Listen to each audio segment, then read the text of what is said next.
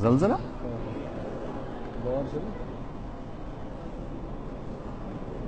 جو کام کر رہے ہیں اس سے رک جائے گا انشاءاللہ.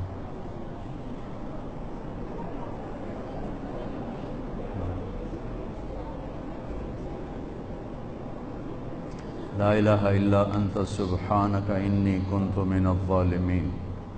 پڑھیں لا الہ الا انت سبحانک انی کنت من الظالمین. لا الہ الا انت سبحانک انی کنت من الظالمین. لا الہ الا انت سبحانک انی کنت من الظالمین. لا الہ الا انت سبحانک انی کنت من الظالمین. لا الہ الا انت سبحانک انی کنت من الظالمین. رک گئے؟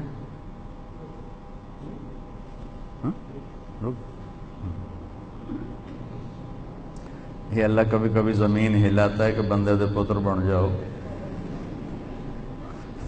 پیسے دے پیچھے ایمان نہ بیچو، بندے دے پتر بن جاؤ.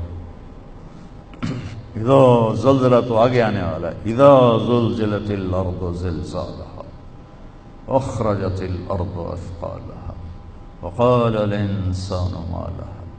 جب زمین پر آئے گا ایک خوفناک زلزلہ، یوم ترجف الراجفہ تتبعها الرادفہ قلوب یومئذ واجفہ ابصارها خاشعہ.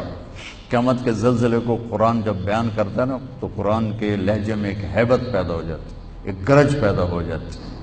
اللہ نے جو پہلی قوموں کو تباہ و برباد کیا اس میں سب سے زیادہ لوط علیہ السلام کی قوم پہ عذاب کٹھے مارے، پتھروں کی بارش اور اوپر نام لگے ہوئے اور نوکیلے پتھر اور زمین میں زلزلہ. پہلے زلزلہ جب تھوڑا سا زلزلہ آیا تو ہم سارے پریشان ہو گئے، تو خوفناک زلزلہ، اور پھر اس کے بعد اس کو اکھاڑا اور اوپر جا کر یوں زمین پہ مارا، اوپر والا نیچے، نیچے والا اوپر کر دیا، چہرے مسخ کر دیے اور ایک گندے پانی میں ان کی لاشوں کو ڈبو دیا. ان کا جو جرم تھا وہ بے حیائی تھا. لوط علیہ السلام کی قوم بے حیا ہوئی. اس بے حیائی پر اللہ نے سب سے زیادہ عذاب کے کوڑے برسائے.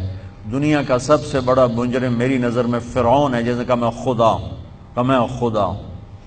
دنیا میں کسی انسان نے یہ نہیں کہا میں خدا ہوں سوائے فرعون کی. اللہ نے وہ اٹھا کر ڈال دیا پانی میں. لیکن لوط علیہ السلام کی قوم پہ 4-5 عذاب کٹھے اللہ نے ٹھک ٹھک ٹھک ٹھک ٹھک ٹھک کر کے برسائے بے حیا سے. اور معاشرہ بے حیا اس وقت ہوتا ہے جب اس کی پابندیاں ختم ہو جائیں، اس کی حدود حد بندی ختم ہو جائے.